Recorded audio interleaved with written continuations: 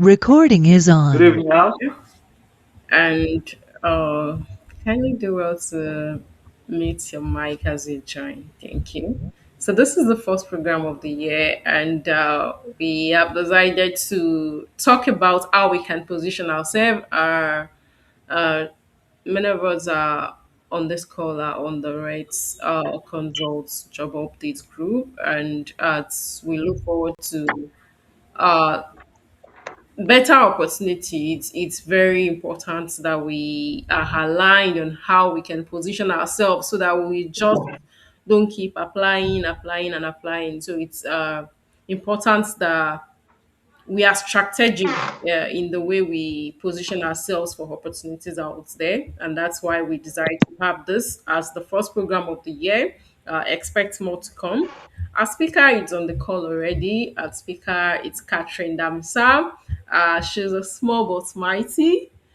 So Catherine at Dimitri to speak on our program today. This is not the first time of her coming to this program. In 2023, so she came on Red Consult to talk about pursuing career in tech. So she's back again. She's there again to give us real life experience like the video I did yesterday from our career journey. We'll quickly just give an overview of who Catherine Danza is. So Catherine is currently in the UK as we speak. Let me just quickly check that. Okay, just a minute, please. Okay. So Catherine is the lead product operations manager at One Advanced, a leading enterprise software company in the UK. So she's driving digital transformation. She's driving digital transformation, technology, and business strategy as well as operational excellence and scalable impact across product teams. So previously, she has worked across the banking, the fintech, and the software as a service. So she has managed products and she's still managing products and operations for software as a service business across African and the United Kingdom, where she delivered transformative initiatives in cross-border payments, banking as a service, payment initiatives, switching and remittance platforms.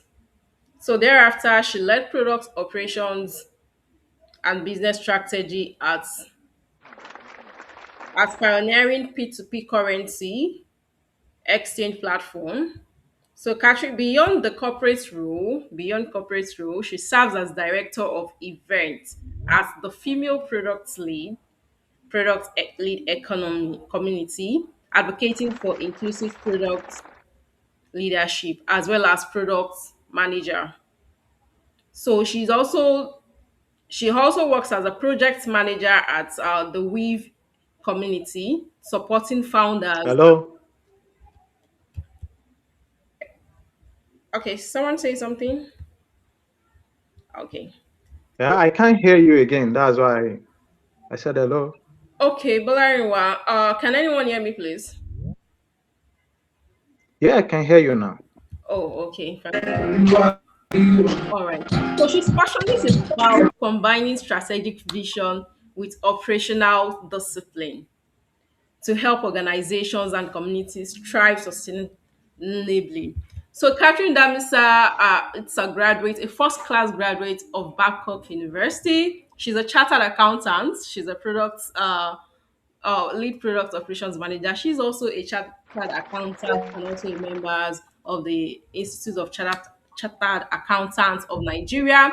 And she also has her MSc in financial engineering from University of Essex, United Kingdom. So yeah, we're bringing you a professional who is going to be sharing from her voyage of discovery and learning, her experience, real life experience in her career journey, so that we can also know how we can position ourselves for career growth and opportunity. So let's sit back. She's going to be presenting, and after presentation, we're going to be allowing questions and answers. So if you have any questions, but in the course of our presentation, if you have any questions, there is an hand button, an icon just beside the messaging. So you can just freeze up your hand. So I will monitor the screen for any questions. So I'll give Catherine the floor. Over to you, Catherine.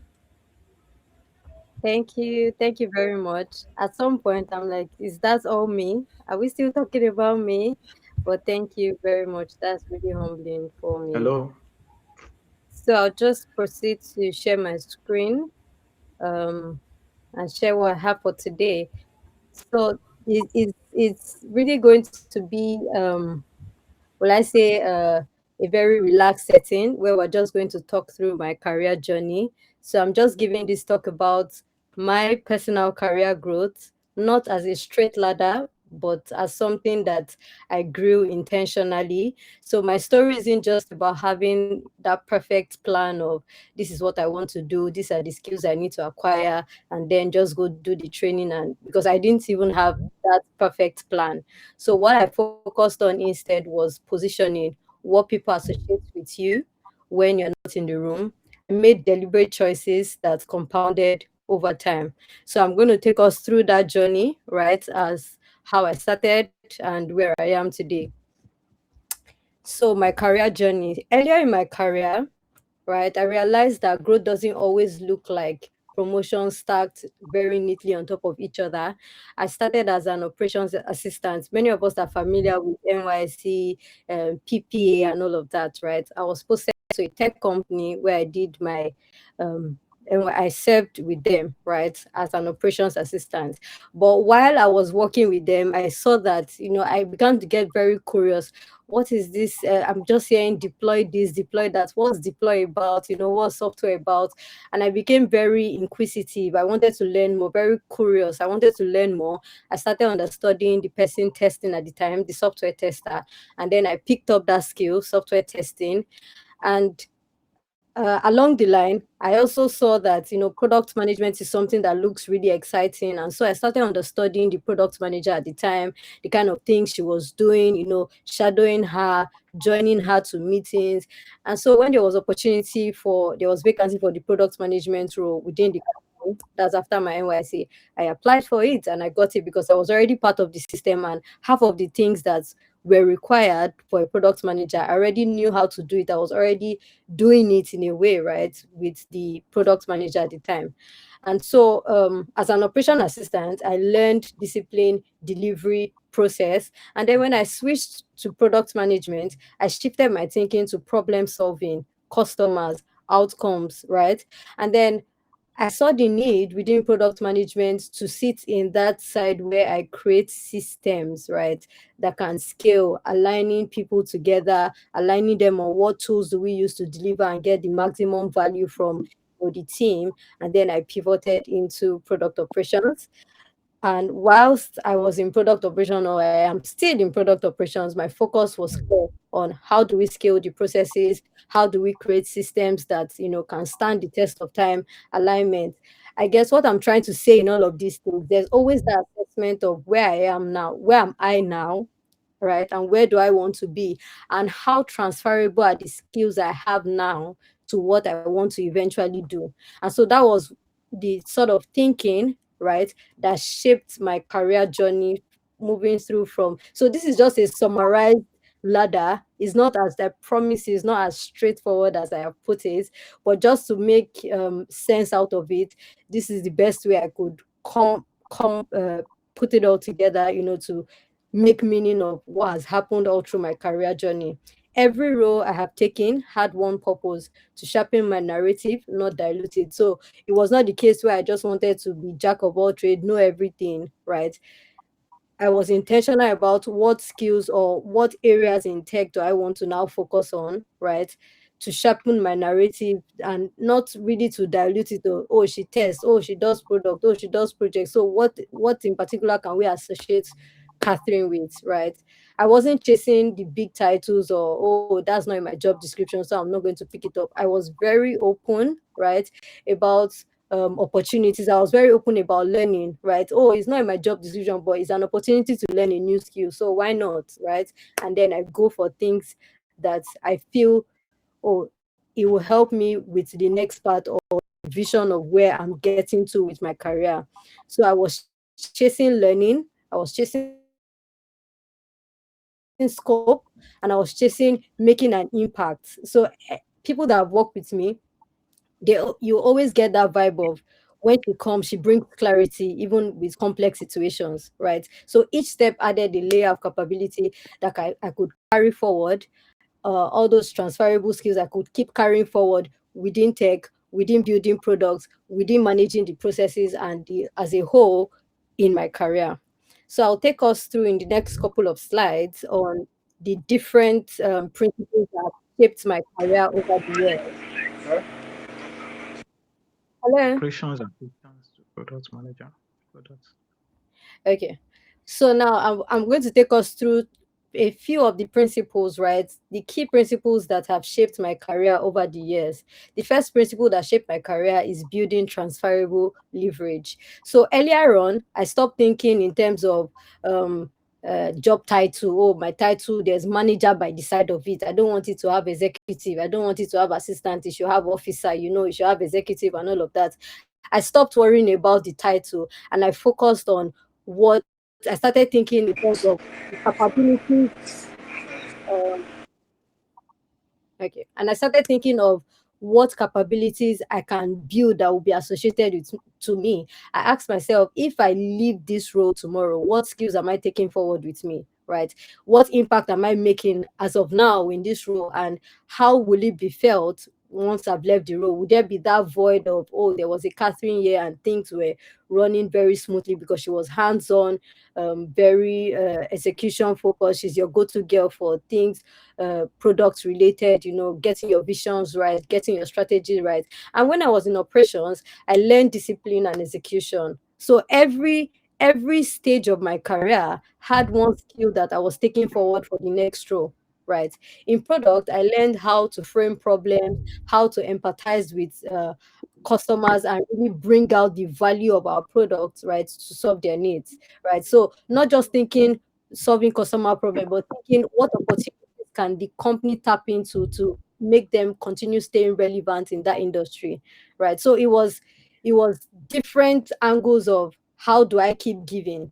So if earlier on in your career you are very focused on what are they giving me back, what are they giving me back, I don't think you go as far as you want to. Invest in giving, invest in yourself as much as you are giving, right, to the company to ensure that the company is moving forward, because they can only return you if you're helping the business move forward and if you're even helping the team as well move forward. So as much as you're investing in yourself, it is also an investment in the company and the products you're building for that company. So I chase scope.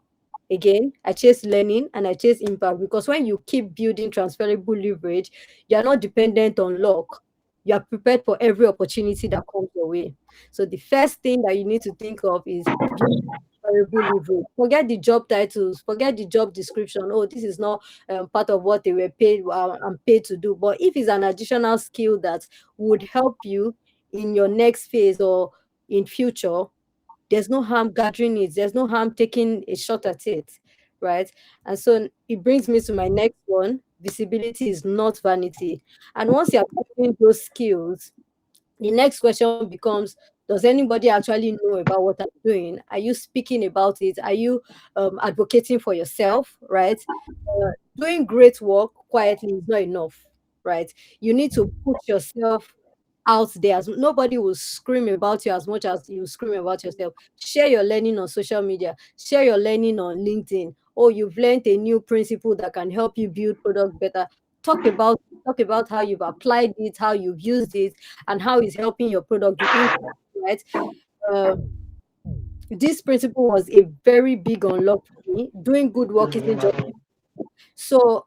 One of the backstory to it too is I was also endorsed as a global talent under the global talent route here in the UK, and that's because I had visibility of the impact I was making. I wasn't secretly building that impact. Oh, I want to be humble about it. No need to post about it. Earlier in my career, I didn't realize that I needed to be talking as much about the things I'm doing as I'm currently doing now, right? But at the time I realized, oh, I needed to have been doing this. That was when I now started doing it. So you don't want to be in that position where I was, that is later on in your career that you realize that, oh, I've been giving so much, but I've not been shouting about it as much as I should. So wherever you are in your career stage, whether you are earlier on in your career, mid-level, or you're already an established leader, visibility is not vanity. It's not you being proud by talking about the good things you are doing, the contributions you are making, the learnings and all of that. Attend industry events, contribute to conversations, right, relating to your field. Establish yourself as a thought leader that people can easily reference to say, oh, let's hear what Catherine has to say about this. She always has good point of view relates to things like this. So you need to set yourself up for having that visibility, and you can only do it by shouting about the impact you're having, about the volunteering, about the everything that you're doing in terms of building your career, right? Nobody is going to shout about your achievements, your impact more than you would do of yourself. So champion your own impact. The next principle is growth multiplies through contributions. And when people start seeing you as a thought leader, or they start saying that, oh, she has a very good opinion that I resonate with, right? Um, are you a member of any tech community? How are you contributing to people that are earlier on, that were in the stage of where you were previously, right? It doesn't have to be you don't have to be 10 years in your career before you can mentor people. There's peer-to-peer mentorship where you mentor your own peer, you share ideas with each other, right? uh, Engage in communities. I'm a member of the Female Product Lead community. It's a tech community based in the UK for female product leaders. I'm a member of that community, and uh, the impact that what we really do is to help shout about inclusive product leadership. We talk about inclusive product leadership. How can we, break down all those biases in terms of women in product, female product leaders? There are lesser females in product leadership positions today than expected, right? So engage your passion in places that you can have an impact.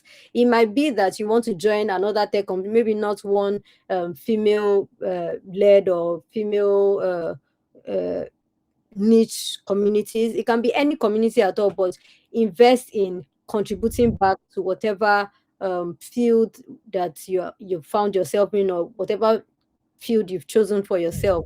Community engagement is very important, mentorship is very important, and networking, right? One of the things that helped me through my global talent was that network of um, industry leaders that I had in my channel, keeping in touch with industry leaders, attending these events, engaging in conferences in your areas, so that you can meet people, share your ideas, connect with people, and by the time you need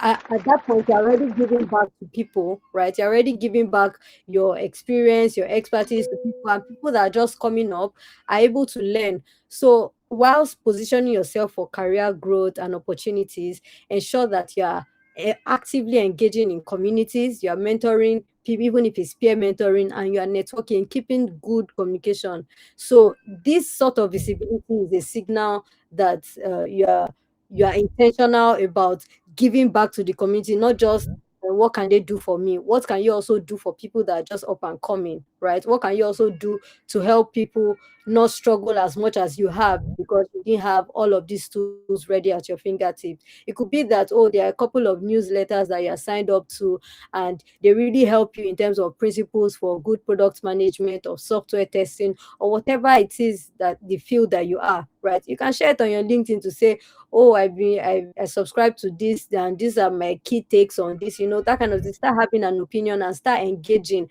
actively engaging with like-minded industry peers, leaders, and even people that even are just earlier on in their career as well. Now, the environment we're growing in is changing very quickly. Previously, we used to have cashiers in the bank. you have to go to the bank if you want to withdraw money. Now we have ATM machines, and now it's even AI. Who knows? We may even use AI to withdraw money from our house, withdraw from home.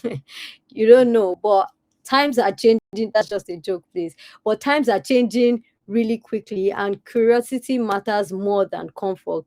Be able to adapt to changing times. AI is not going to come and take your jobs, but the people that are using AI to augment whatever work they are doing in tech, they are the ones that are going to move fast. So embrace it. Roles are evolving faster than the job descriptions, and AI is now a part of how we work. The goal isn't just to compete with AI, is to have AI as your co-pilot, right? What can't be automated with AI is your personal judgment, your context, your leadership, your system thinking.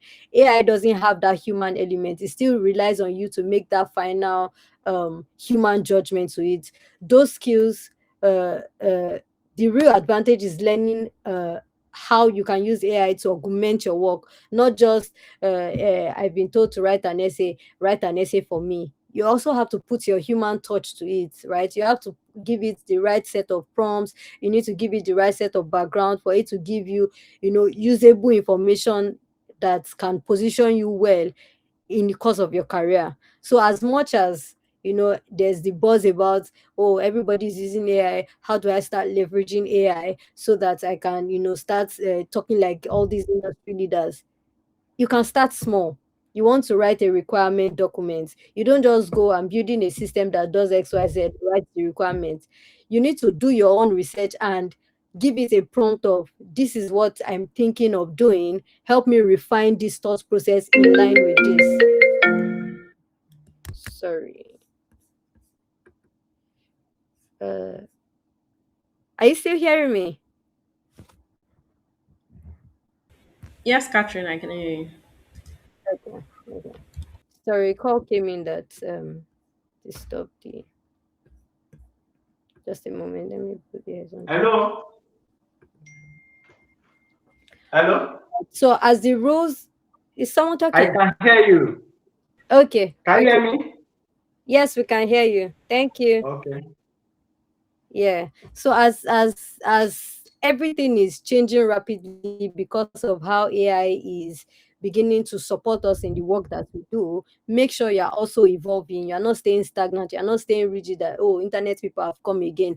What is all this? Be adaptable, don't be rigid, right?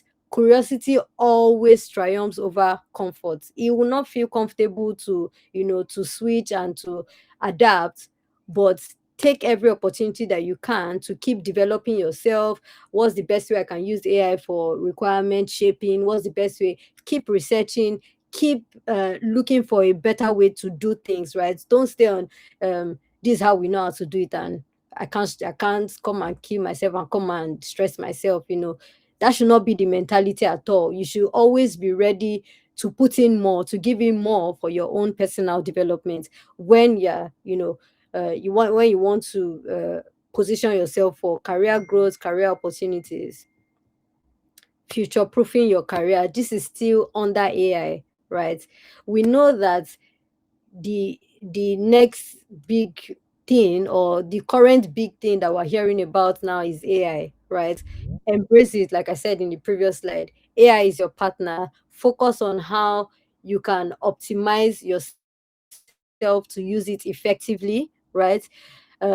That's why curiosity really matters. Saying yes to stretch work. Sometimes it could be that this is not even part of what I was hired to do, like I've been emphasizing from the beginning of this call. Because often we're almost tempted all the time to say, I feel like I'm being overworked. Yes, I know there's that place where one can feel like, am I being overworked in this place? This is what I'm supposed to do, but I'm overdoing this.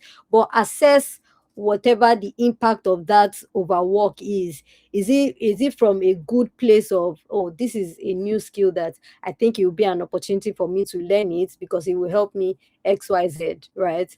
So assess yourself, future proof your career, make sure that you keep staying relevant in your role, right? If in your role it requires you to have an additional knowledge on maybe a particular field. Like myself, I'm beginning to learn about cybersecurity because it's good to build fantastic products, but are they resilient? Are they going to stand against threats? When threats come, how resilient with the product are you building with secure by design in mind. So I'm beginning to not branch out of product operations but acquire more skills, right, to augment what I'm doing. So keep future proofing your career, keep staying relevant in your space. If there's any new thing that you think will help with helping you future proof your career, there's no harm in learning. No knowledge is a waste, right? Acquire as much as you can, but not that you now, because I say acquire as much, then you go and sign up for 1 million courses and you're struggling to keep up with your day job.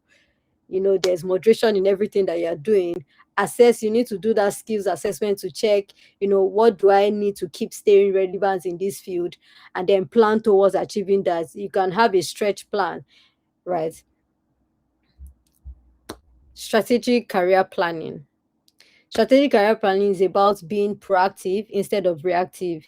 Now, as you're holding your career with your hand now, your career doesn't just happen. You shape what happens with it, right? That starts with clarity. Your starting point is your vision, clarity. What impact do you actually want to make? And what kind of problems do you want to be known for solving, right? So when they say Catherine, what's the first thing people think of when they hear your name, right? Once you have your vision nailed out, this is what I want to be, this is what I think I want to be, these are the skills I have, you know, you now want to be intentional about what skills can I acquire, right? That will help me be where I want to be, both the technical skills, both the soft skills, not just for your immediate role, but for where you are going to eventually, right? It's all a journey, right? I would not say that from the start I knew I wanted to do product operations. I knew the kind of things I wanted, right? I knew the kind of things I wanted to do. At the time when I branched into product operations, it wasn't even a thing yet. It's just of late it became really popular. But before then, that job description has been existing, but it just might not have been called that title that we all know it as now. So that's why assess the skills that you have, right? Not necessarily, oh, I heard somebody is doing product management. I like the title because there's manager beside it. So I also want to be product manager so that they can call me manager, right? You need to assess what are the skills of a product manager and what skills do I currently have that is transferable to this career path I'm choosing. And if there are any technical skills I need to acquire, what training, courses, what training schools can I attend, right? And what sort of soft skills do I need to start building? Empathy, communication, what kind of soft skills do I need to start building so that I can be a successful product manager, at least so that I can be on track to building product that actually work and working with team too, right? With minimal disruptions. So the last piece is cultivating your brand. That's not about self-promotion, it's about consistency, right? It's how your strengths show up in your work, your communication, how others experience working with you. What will people say about working with you? Is it all good and constructive, or how is it working with you? Is it such a pain to work with you? There's always confusion, or there's always pushback, people are not happy to work with you, there's always gloomy, nobody's excited to, oh, once you have been assigned to their team, it's like, oh my god, why this, why how my team. You need to be able to cultivate your brand, showcase your strength and professional identity. Let them know you for something. I can confidently say that people know me as bringing clarity to complex situations. No matter how complex it is, let's break it down. What do we need to stop doing? What do we need to start doing? And what do we need to pack one side and focus on what is working for us now, and really hammer on that, get going with it. Be known for something. Let's work towards being known for something, right? Don't leave your career to chance. Proactively define your unique value, right? You have to regularly check, am I still on track? Have I derailed? These additional skills that I'm going to get now, right? What is it doing to my career? Is it helping me be a better version of where I want to be? Is it helping me get to where I want to be quicker? Or am I lagging, right?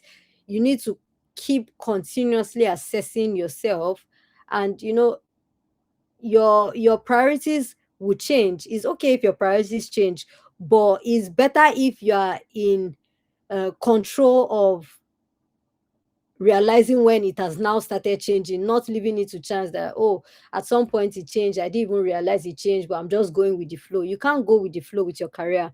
Take your career very seriously. You define how you want it to go, right? And you make positive steps towards that direction. You don't just leave it to chance that, if my manager likes, or if my company likes, they should not send me to training, that's their own. No, is your career. It is everything that you learn goes with you, right? Everything that you learn is yours to take, right? So when you're investing in yourself, you're not doing your employer a favor, you're doing yourself a favor, you are doing your future brand a favor by investing in your career, by investing in your skill sets, by investing in building that technical and soft skill that you need to progress in that chosen career. Now, I'll leave you with these three questions for you to ponder on. What am I becoming known for?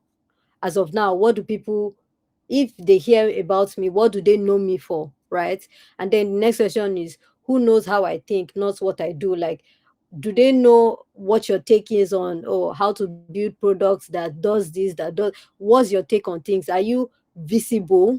Your LinkedIn, how is it? You post today, the next time you post is next 2 years. How is it? How are you structuring your visibility for people to know what you do and what your stand is on various school of thoughts as it relates to your profession? Then lastly, what skills am I building for my next role?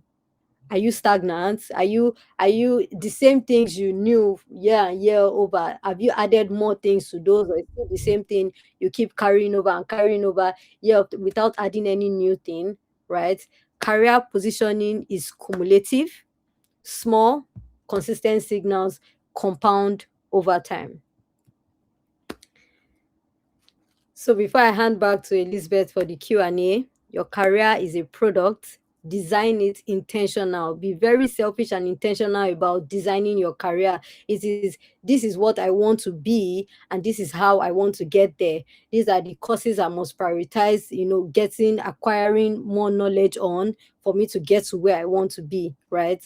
So on that note, good luck and thank you for your time. I'll now leave the floor for any questions, because I want it to be interactive, right? Ask me your questions, and yeah.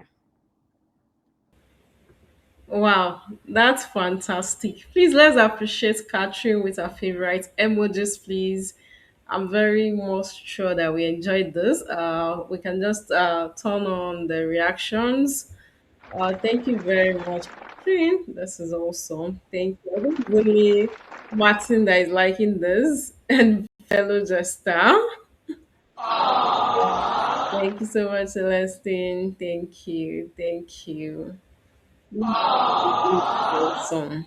Yeah, so Catherine has really done a great job, and I've worked with Catherine very well. Catherine is she's my grunt person. She's my boss. In fact, she's small but mighty. Like I said, even what the portfolio I read was just let me say a little bit of what Catherine is. Catherine is much more than that, and that's what we've been able to see on this call. She has been able to display that.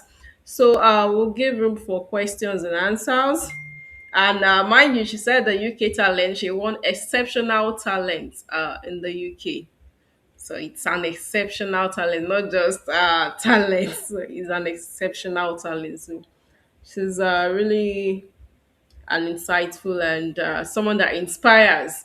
Whenever I go to her, she'll be like, it's not all about the position. My transitioning to product management today, Catherine is my mentor. Let me put it that way. She is my mentor. I remembered when I started, just like she said, you don't have to wait. Whatever it is that you can do assist people that are there. And I think that's how I was able to transition while still doing my HR, and I was still able to know about product management. It's not about now, it's about the future. And it's not about the title. And let me just give you a typical example of it's not about the title. I remember when I started my internship at Product. And I was like, oh, a product intern, from product intern to product associate. Akachi was like, it's not, do not think about that name like I'm an house associate. Give in your best, like you are the manager, like you are the product manager, and we can see what it is today. So yeah, it's not all about the title most times. It's about what you can give your whole. Don't expect it's the company after all. I'm doing it for the company. No, you are building yourself. So questions and answers. If you have any questions that you would like to ask Catherine, within what she had said outside the scope as well, that's welcome. Please do well to raise your hand and I'll open the queue.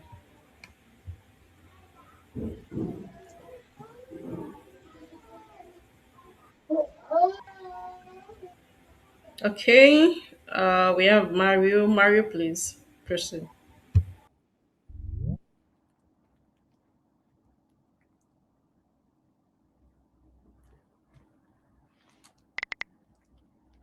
You're on mute. Okay, Mario, you are mute. Please proceed to unmute your mic and speak.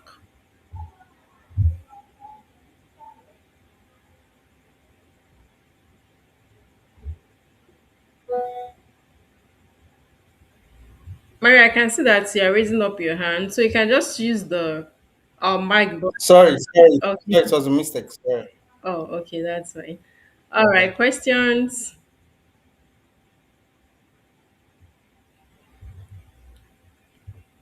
Questions for Catherine. Is it that we don't have questions? Okay, Bolarinwa, please proceed to unmute.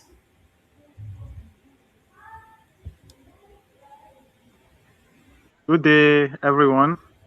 Red Consult, thanks for having me here. Catherine, thanks for taking us through the journey. Uh, my question is, where or how can someone who is so new to tech start with you guys? Hmm. That's a it's a tricky one, right? Because um my own experience, I was fortunate to work for a tech company, but not directly as a tech staff or a techie person, right? I was sitting in the operation side of things, but not really in product or anything building the software. So I leveraged, oh, because it's a tech company, let me even learn about what they're doing, right? It will not hurt me. It's NYC is 1 year, right? I just learn what I want to learn and that's it, right? But I'll say what I usually encourage new people that um join.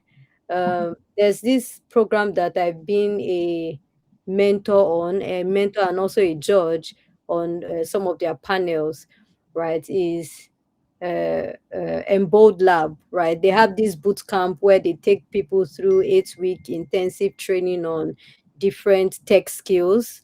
It can be product designer, right? So they take you through the journey of actually building a tech solution. So there you get to practically apply whatever you learn in that boot camp to that particular project or that test project that you work on.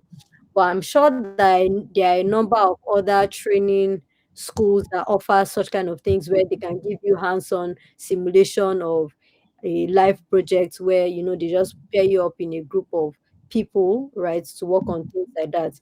And I also say in this era of AI, there's vibe coding, right? So say you've taken a training course on YouTube about how to, write product requirement or how to build a product or whatever it is, right? There's Lovable. You can use Lovable to build your own product, right?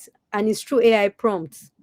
You can vibe code your own product and apply whatever principles you've learned in any of those training. So I always tell people it's not enough to just attend the training on Udemy or any course, right? Ensure that you can practicalize it. If it's even to volunteer, right?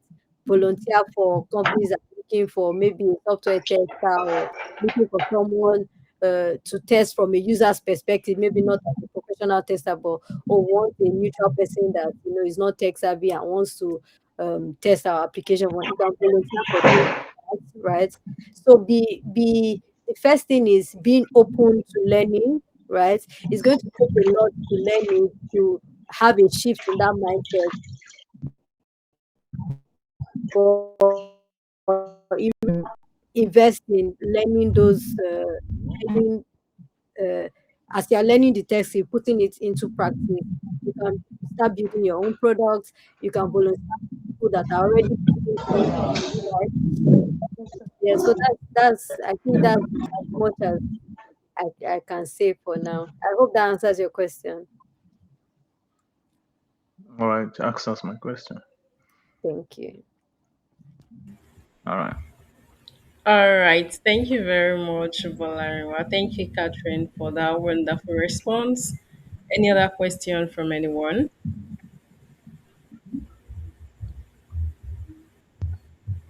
I thought people were going to ask me about global talent. Okay, yeah. So if you have any question regarding global talent, you want to move to the UK, you can ask Catherine. I Like I think said, blessing. okay. Catherine, you're saying something. I think blessing. Okay, blessing. Yeah, yeah. I Blessing. thought it was a message, but I'm not sure.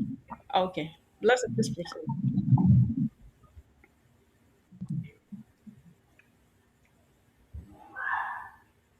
Yes. Thanks so much for having me here. You mentioned three things we should ask ourselves. I didn't get the questions. Okay. Can you come again? Thank you.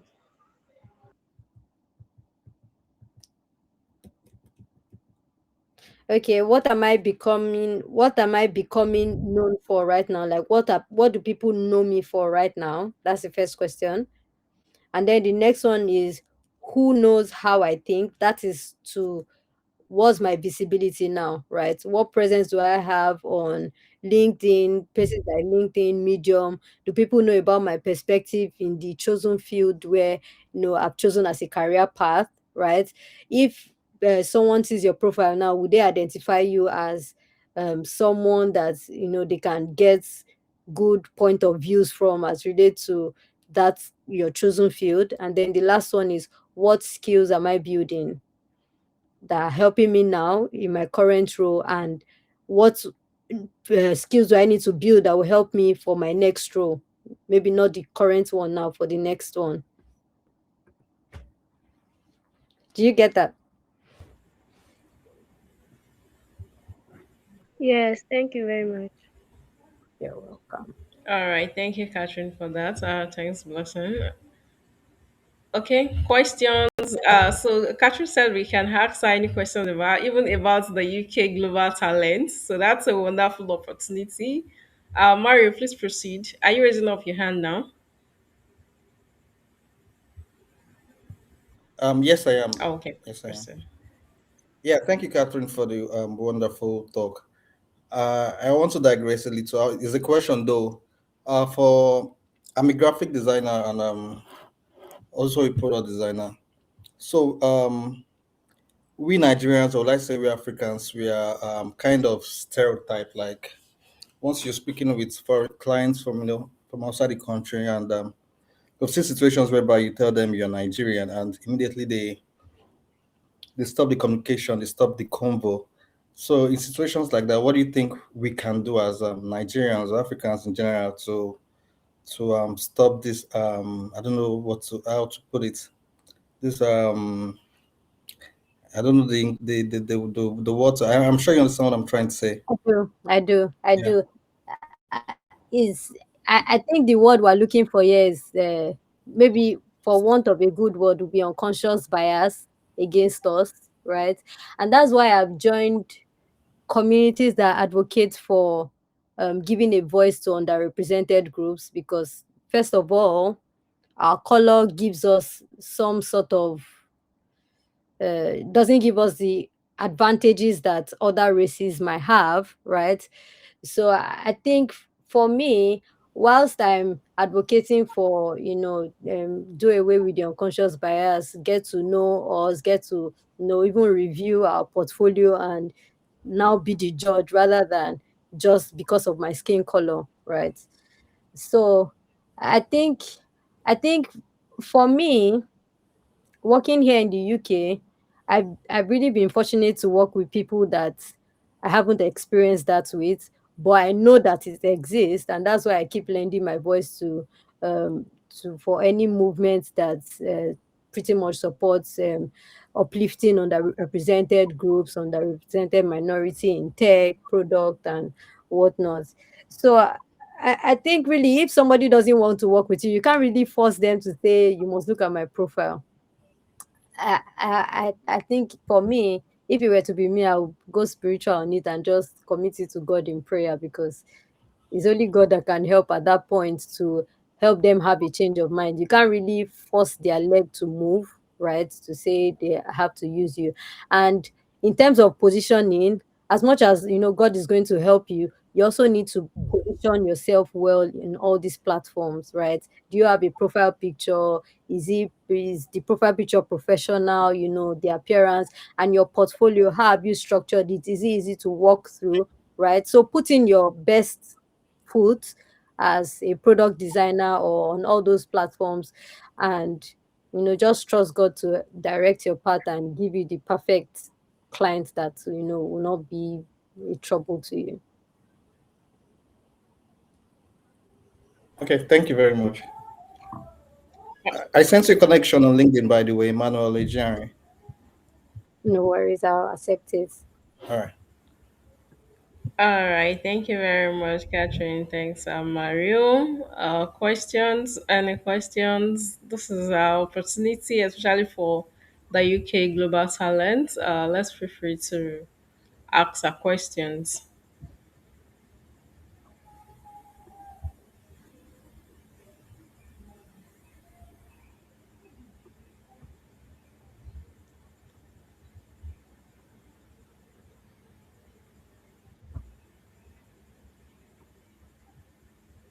And you can also do well to type your questions on the chat box if you don't want to speak.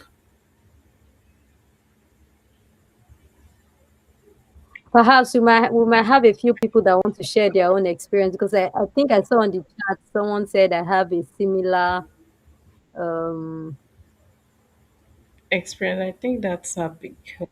yeah,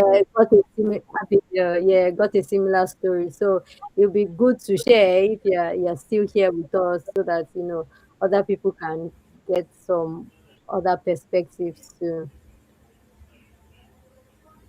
I know that a lot of people, or many people that I know, my friends, um, they they usually say I found myself in product. I didn't intentionally walk into it, but as I found myself here, I just kept it going. It can also be like that. There's no one perfect path to your career, right? Is your path. That is why it's personalized to you. So it's not really, oh, this person had it this way. Why am I not having it this way? Just trust your own process and plan towards how you want your career to grow. Have a plan of, oh, this is um where I think I want to be by XYZ, and working towards it too also helps.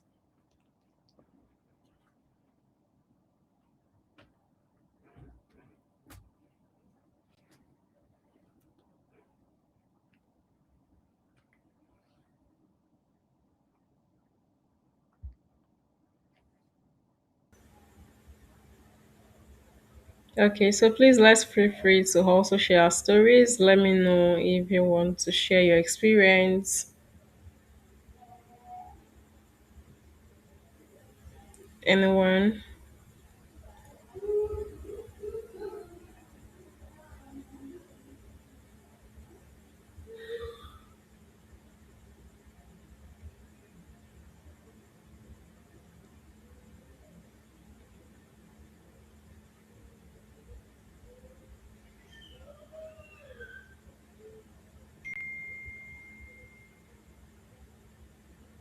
You can use the chat box as well. Feel free. No question or no Discussion is a stupid one. Just feel free to ask.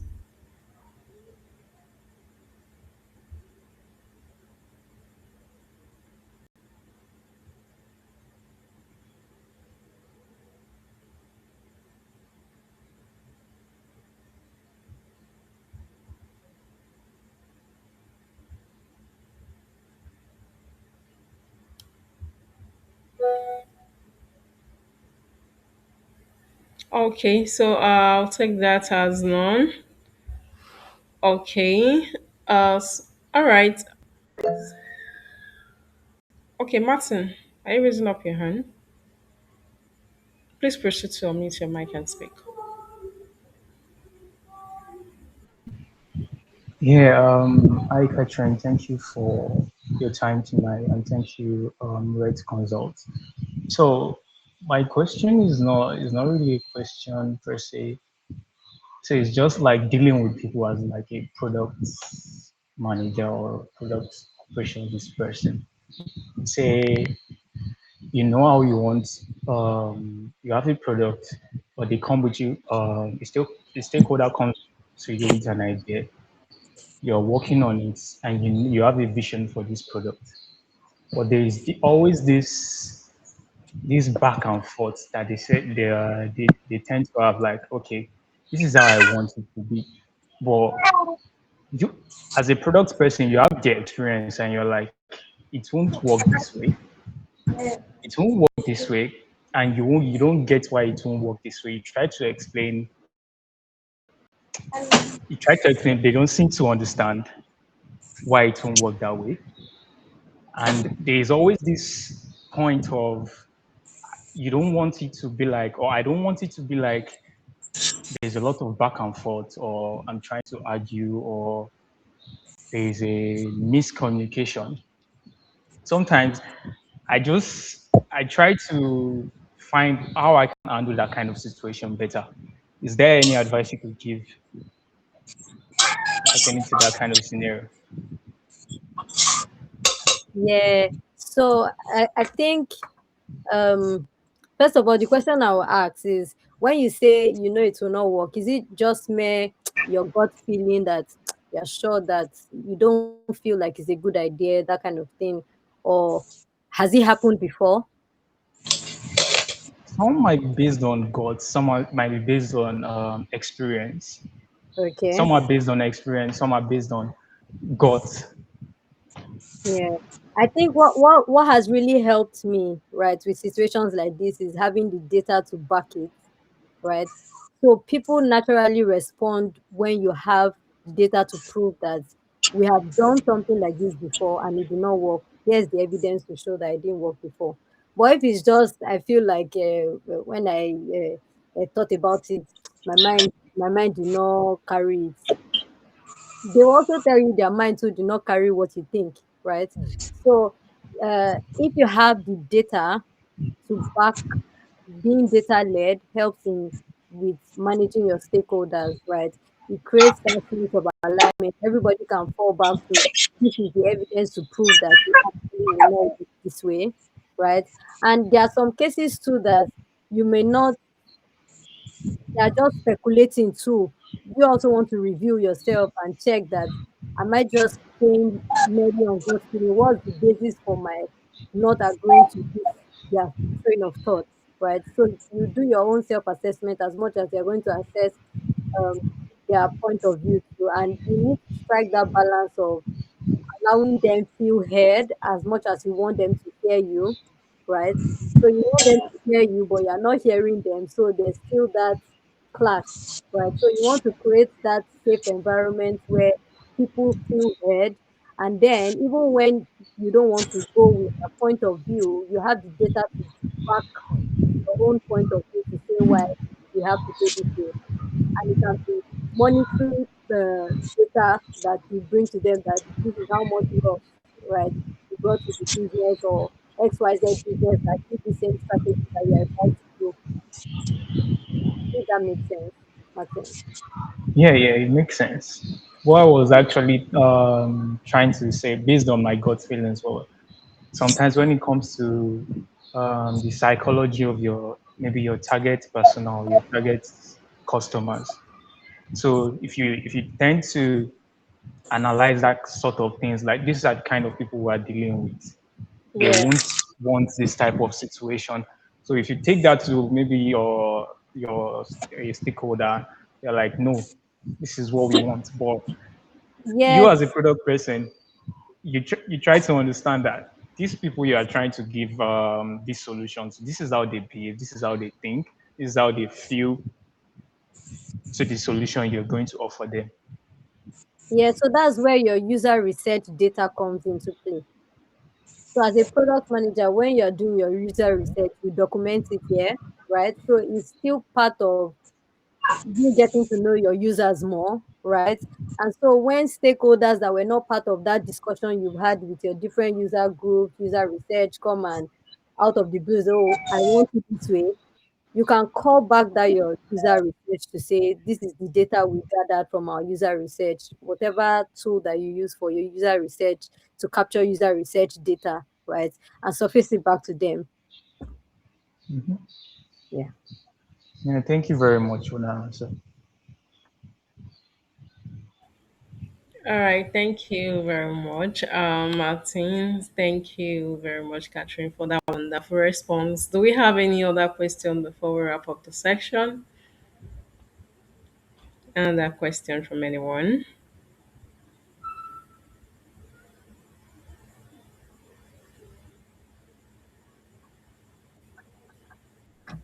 Okay, let's appreciate Catherine once again with her favorite emojis. She has done great justice to the theme of our first webinar for this year, which is spiritual growth and opportunities.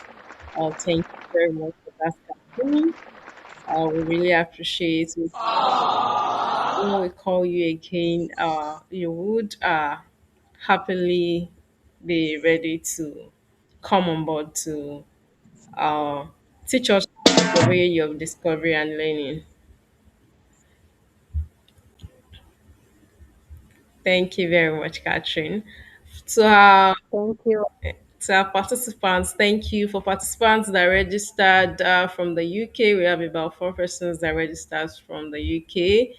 We have participants from Abuja, we have from Kaduna, we have from Ibadan, we have from Lagos, we have from Plateau, and we have from Ogun State as well.